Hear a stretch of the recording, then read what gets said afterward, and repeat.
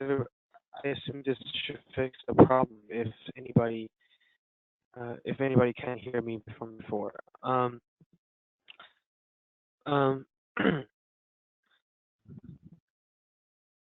so, uh, so from the user design, so what can we do using ANSYS to do the design? From a geometry creation standpoint, you can use ANSYS CAD tool, which is called Spatial, to create an initial CAD in HFSS, or well, you can use Spatial to create an initial design, or you can also use HFSS if your geometry is not very complex. You can also import it from third-party CAD tool, which are also fine. So upon the geometry creation, HFSS can also do a optometric study, which is design of exploration, parametric sweep, and optimization. And you can also perform a real-time tuning on your antenna design in HFSS.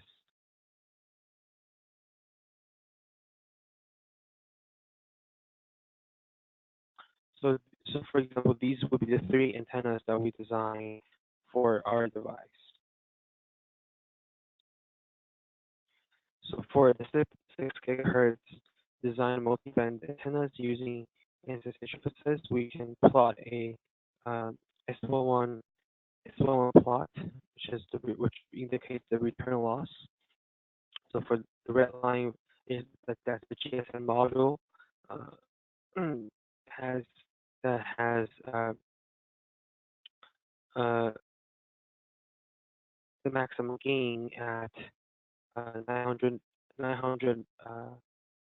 megahertz, 1800 megahertz, and 2.5 gigahertz.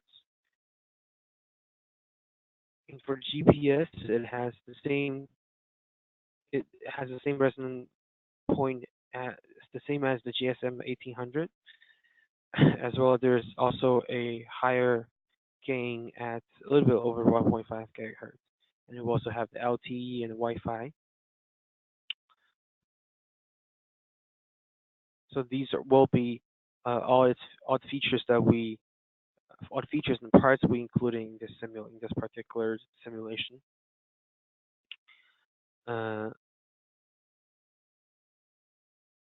So we can see that there is a gain at 2.32 dB and 0.96 gigahertz, and also a 0.5 dB gain at 1.75 gigahertz.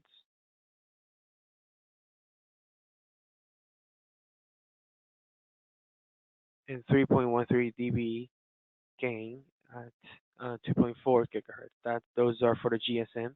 For the GPS, the gain is 0.9 dB at 1.75 and 3.8 dB at 1.57, and the same thing for same data reading for the LTE module. So those will be placed on different locations on the cell phone device. So just a little bit description of the I believe that was the GSM the millimeter wave module. So the operating system will be 27.5 gigahertz to 28.35 gigahertz. This will be a 4-element stacked patch antenna, dual polarized, which means there's 2 excitations per antenna element, and there will be a probe fed into this. And then with the antenna being created and tuned, we'll do the antenna integration. That being said, and multiple antenna modules will be integrated into the user equipment, and doing that, we'll have to evaluate coverage using cumulative distribution function. also a close proximity to radome and other complex materials. This will involve statistical and sensitivity analysis of the antenna performance. And then subsequently, we'll need to do a full device simulation and verification. So just taking a look at antenna array performance of the set antenna. So we wanted this antenna design to have a peak gain of about 12 dB achieved, return loss smaller than negative 10 dB within this range. So beam stirring, there are going to be 5 possible beams. We use the lookup table and the code table for the antenna beam form. And this lookup table can be imported into HFSS as well, so that user can control beam by selecting corresponding beam ID. So we have 5 beam ID here, and then as you can see, we can plot the return loss on the for all of these different beam IDs. And subsequently, we wanted to do a CDF cumulative distribution function using the CDF ACT extension in HFSS. So this will be the CDF function. That's an ACT, which is like what's ANSYS customer. I forgot the acronym for the ACT, but that's like a add-on module, free to download from ANSYS App Store, and you use this extension within HFSS. Using this, you will be able to get the statistical analysis data of the far field and quantities of uh, of the uh, of the far field quantities that results in the probability that a quantity will be less than or equal to a certain percentage over the entire infinite far field sphere. So simply put, uh, uh, different antennas uh, they act together, and then the total gain will be accumulated. Uh, so that's why we want to need a CDF calculation.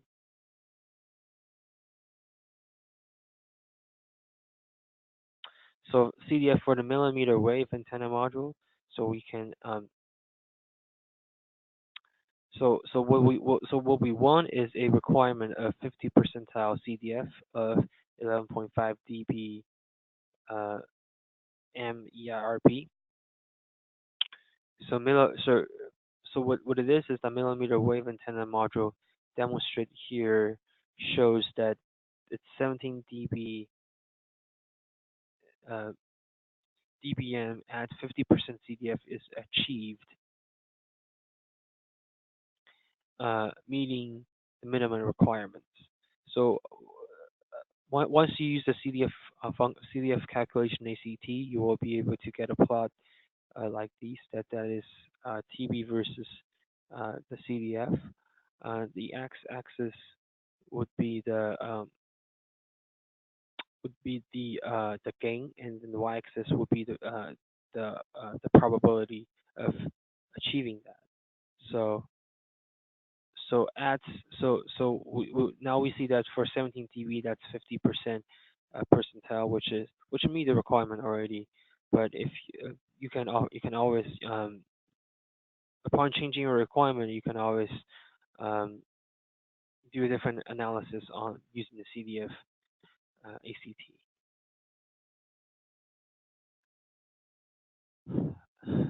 So we can also plot a aggregated beam pattern.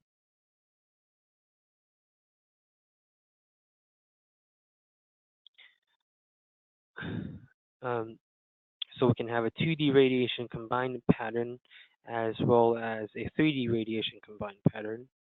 And we can also look at the upper hemisphere from a different angle.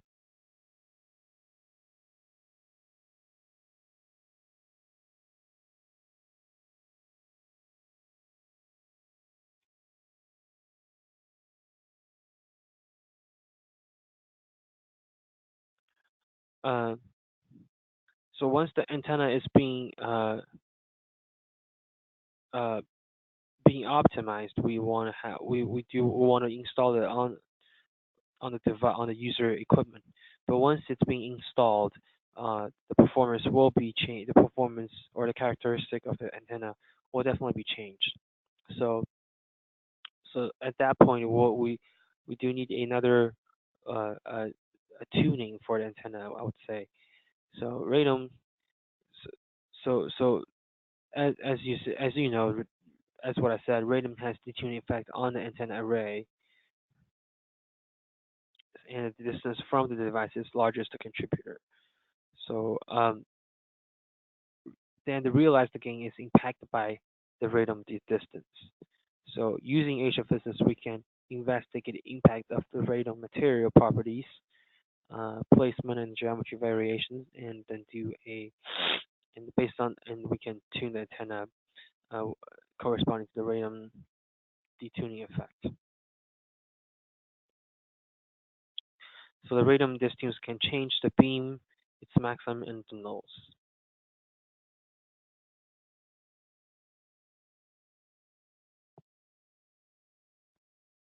So as you see, as we change the Radome distance, the field will change correspondingly. And then we have the millimeter wave module placement and the sensitivity.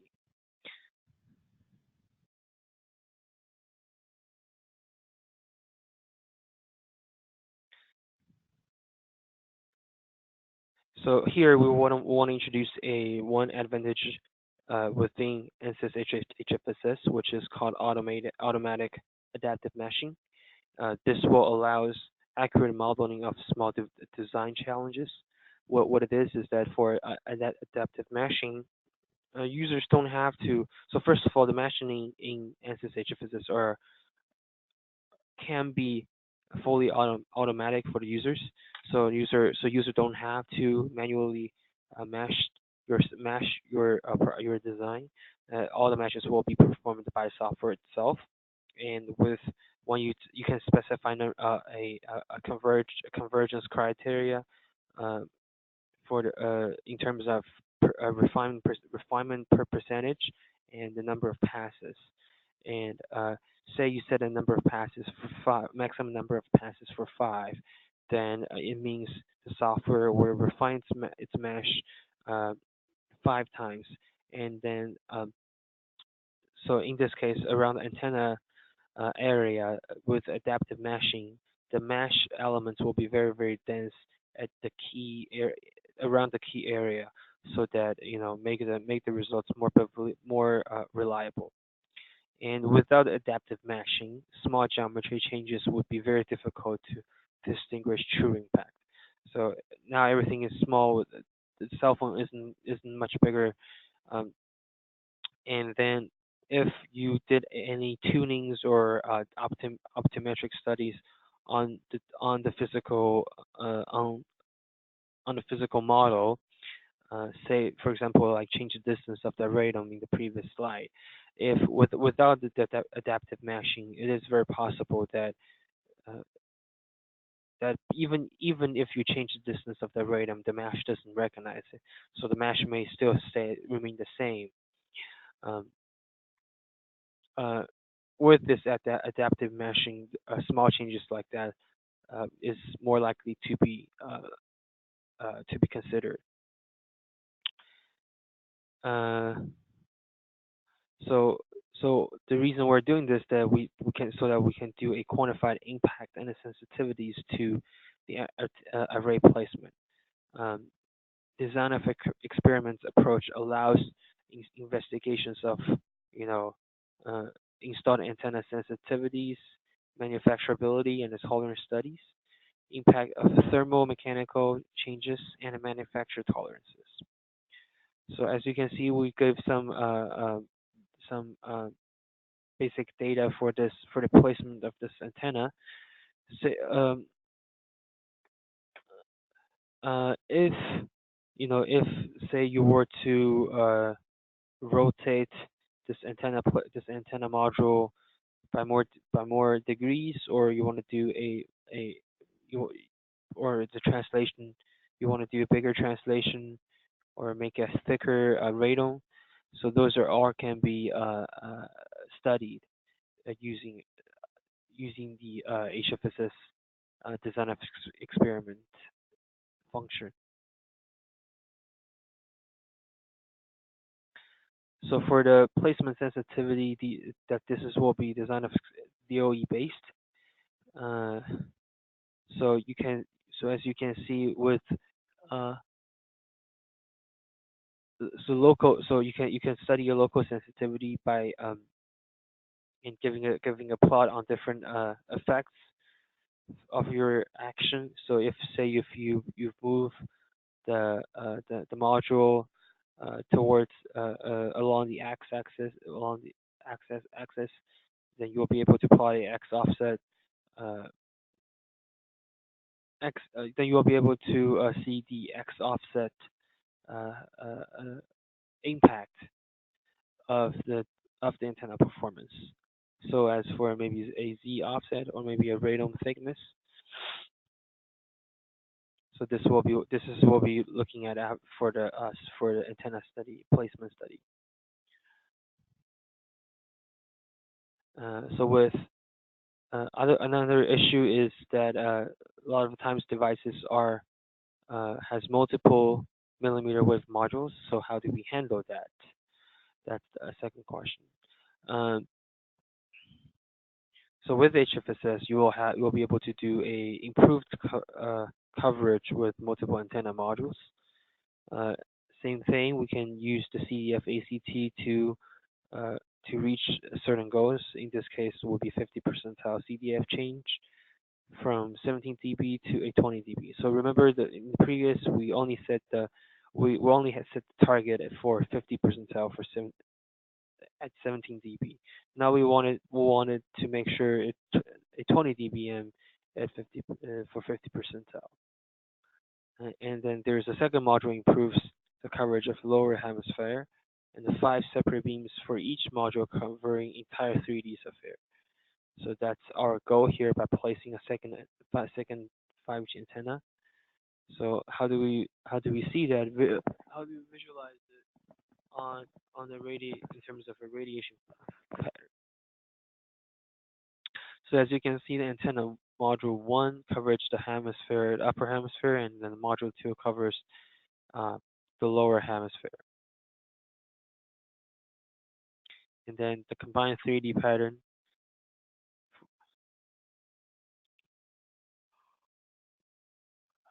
And lastly, for the user equipment, we can also do a human device interaction. This will analyze the impact on the performance, including a finger extended in front of the beam that demonstrates significant pattern distortion. Also, antenna elements nearest finger show most detuning in extended position. So it is intuitive that the human body would interact with the signal, and then what we're trying to show here is that HFSS is able to do such a simulation and make you visualize it. We can also take a look. We can also look at the power density plot.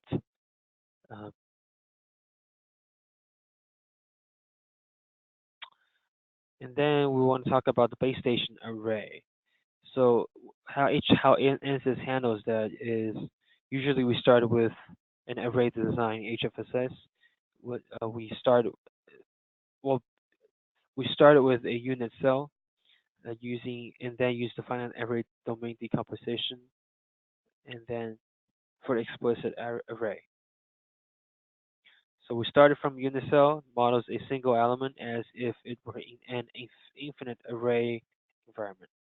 So this will be low computational resources, and then there will be some infinite array approximation that includes edge effects is ignored, uniform magnitude excitation, and a single scan angle solved at a time. Then with the unit cell with the unit cell being analyzed, you can save that as a 3D component or just simply duplicate it over the field, and then you will get a explicit array array array design. And here there's two ways being introduced. One is the finite array finite array domain decomposition method. This will be a entire array analyzed. So edge effects will be considered. Mutual coupling terms will be considered. Arbitrary excitations. Same result as explicit array analysis. So, but the advantage of using finite array would be, it's very efficient simulation because it's a domain decomposition. The software divides up the domain and simulate them parallelly, while explicit will just do it straightforward. So antenna array performance with the radome. So as we can see, HFSS is able to plot S parameter with the radome and without the radome, and of course a 2D radiation pattern. So as you can see, without the radome, the antenna performance is like this.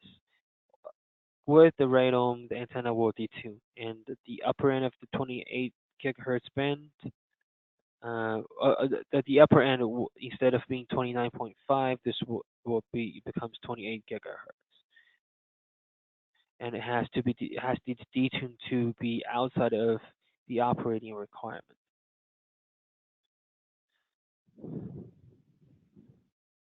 So another example of the phased array antenna. There's 128 port S parameter includes all element to element coupling versus frequency. So coded plot allow quick visualization of all coupling data between all ports, easily identify coupling between multiple subarrays. So coupling matrix visualization is like this. So from port 1 to port 128, we have this will be the electromagnetic field on the phased array.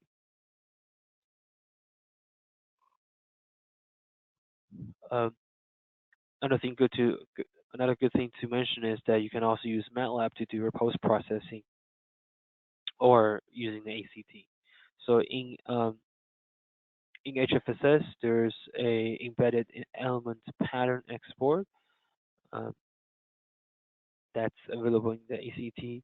It gives a high fidelity embedded element antenna patterns generated with based on your HFSS simulation. And then you can pass this data. This will probably be outputted as some sort of file, probably a Excel file. And then you can post process. You can import the patterns, perform as a far field post processing.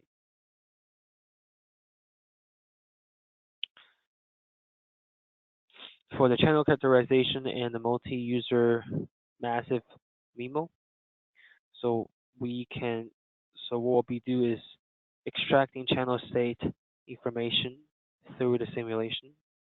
What we're doing by doing this is we're really just modeling the real world communication channels with two dynamic scenarios to evaluate channel state information. So one thing we want to look at is the urban outdoor channel modeling that will be with multiple simultaneous users. So as you can see, there will be an antenna here, and then we maybe have a couple pedestrians around it, and then we'll see how it interacts with how the antenna interacts with multiple users. We want to also look at a indoor environment, studying the impact of the interference on the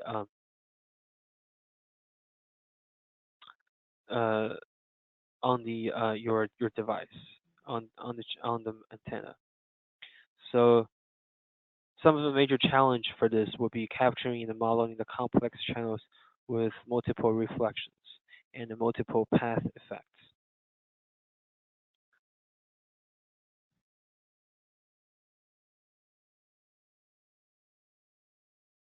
So, for example, say there is a base station antenna right here, and we have a user equipment antenna somewhere in the downtown. I'll say this is LA maybe. So what we will do is we will do a physics-based simulation to evaluate coupling between the antennas in a complex scattering environment. So, uh, so the best way, the best solver or the best software for this will be HFSS SBR Plus solver for the most efficient simulation like this. Because this is a large environment, that's why we need an SBR Plus solver. The SBR Plus solver stands for shooting in the bouncing ray, and it is a it is a new technology ANSYS introduced 2-3 years ago with the acquisition of Savant. Uh, the the image for the indoor channel modeling is actually a snapshot of the Savant of the Savant sorry, the Savant GUI. So and then later after the acquisition of Savant, uh, because Savant uses the SBR Plus solver, the shooting and the bouncing ray technology, after the acquisition, ANSYS has uh, deployed has put the SBR Plus solver within the HFSS. So this will be an add-on solver to your HFSS software if you're interested.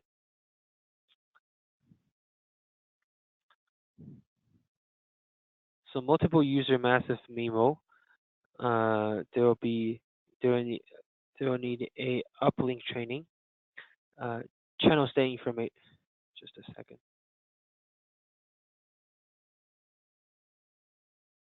Channel state information H will be extracted from the pilot signal for each user equipment. This pilot signal is used to train base station to serve multiple simultaneously. This multi-user massive MIMO scenario is simulated using a hybrid solution with HFSS SBR Plus and HFSS. The UEs and the user equipment, the base station are solved in the HFSS, which we have gone through already from the previous slides. The channel extracted is using the HFSS SBR Plus.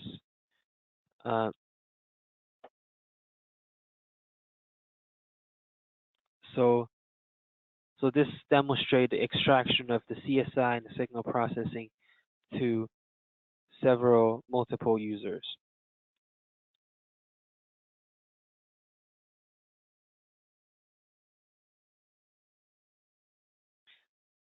So first, the user equipment antenna.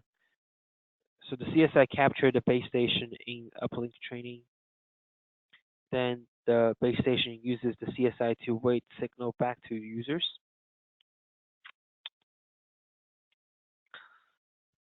So with the full base station array model solved in HFSS, we passed the array information into the SBR Plus simulation. This will be our modeling environment. So the this little antenna radiation pattern really actually represents the entire array here, and then this smaller antenna radiation pattern represents the user equipment.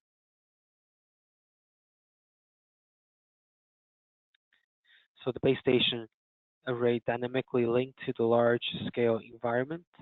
All geometry and material properties are included. Channel state information between the user equipment and base station can be extracted using the SBR Plus simulation. So really what we're doing is just doing the coupling, it's just analyzing the coupling between the base station and the user equipment. And this coupling is extracted in complex scattering environment. So essentially you can also visualize the signals as if there were rays shooting out and then bouncing around between the walls. We can also do a post-processing at this stage using MATLAB scripting. So the coupling extracted from SPR plus solution can be using data linking scripting to MATLAB. This will be a bidirectional interaction between MATLAB and HFSS. And the beamforming and the coupling analysis done using post-process results from HFSS SPR plus. So adaptive beamforming, it's a line of sight example. So this essentially demonstrates the adaptive beamforming algorithm implemented using hybrid FEM SPR solution. So we have phased array. We also have the separation between the user equipment and the base station, simulated using SPR plus. So we use that results. So this will be a 100-meter separation at 28 gigahertz, which will be 10,000 lambda. 10,000 lambda.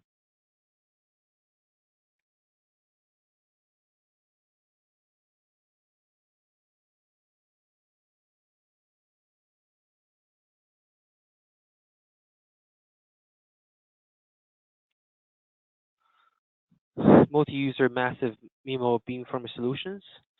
So some of the common beamforming techniques. One is maximum ratio transmission, which is called MRT.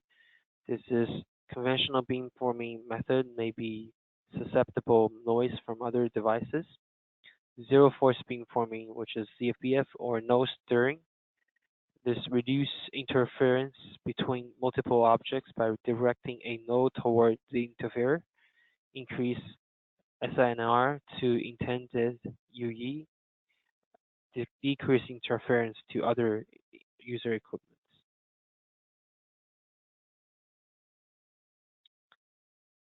Zero forcing beamforming example. So user equipment located at location 1 and 2. The ZFBF results in more than 10 dB reduction in gain to interfering user equipment compared with MRT beamforming. So MRT is essentially a conventional beamforming way. The zero forcing the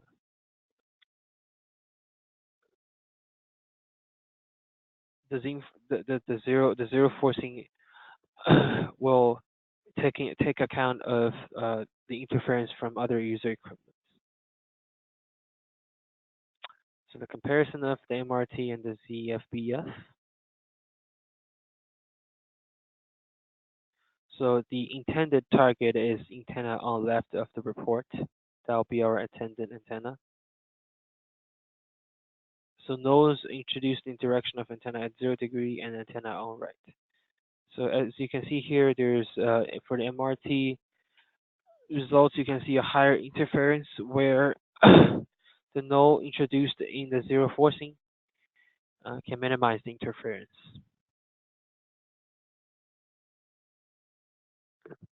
The results of that would be, achieving a spatial multiplexing using MIMO in 5G. So the 2D far field pattern would look like this, with an array of 28 gigahertz and 64 elements. The 3D far field pattern would be looking like this.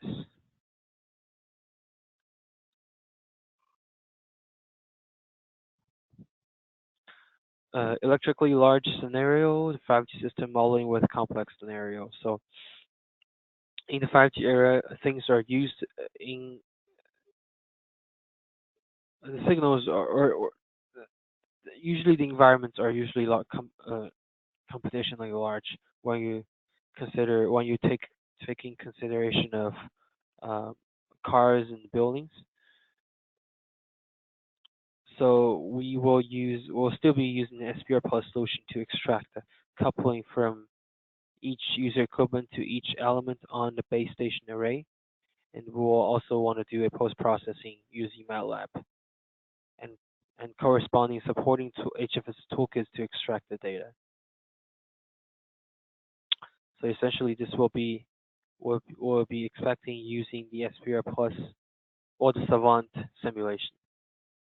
So the base station is here at the end of the pole, and we can see the interactions of those uh, autonomous driving cars interacting with not autonomous, maybe maybe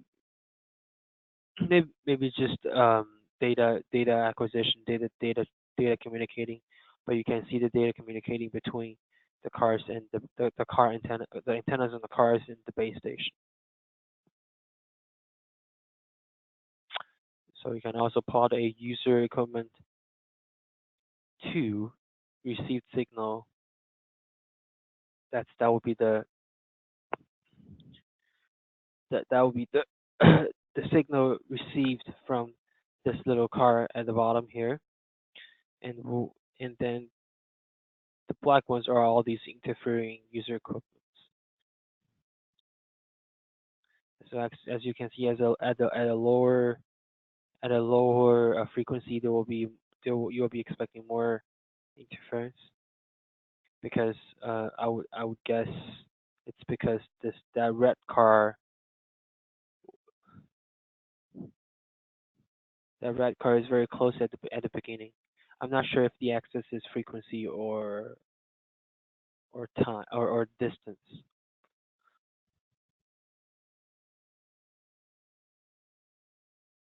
So from another angle,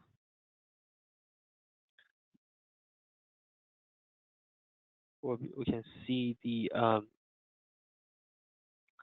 antenna array plot we can see the different user equipment plot on the antenna array on the state base, which is the base station array, and we can plot the corresponding.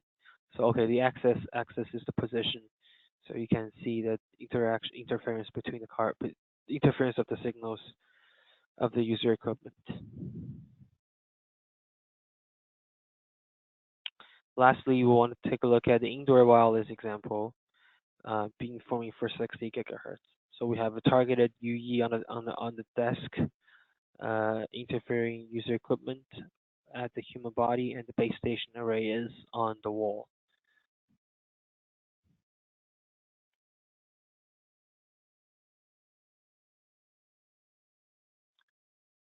So so in this case we're using ZFBF to reduce the interference. As you can also see, the main beam maintains peaking in direction of target UE. So even with the even with the interference, the peaking is always directing towards the user equipment.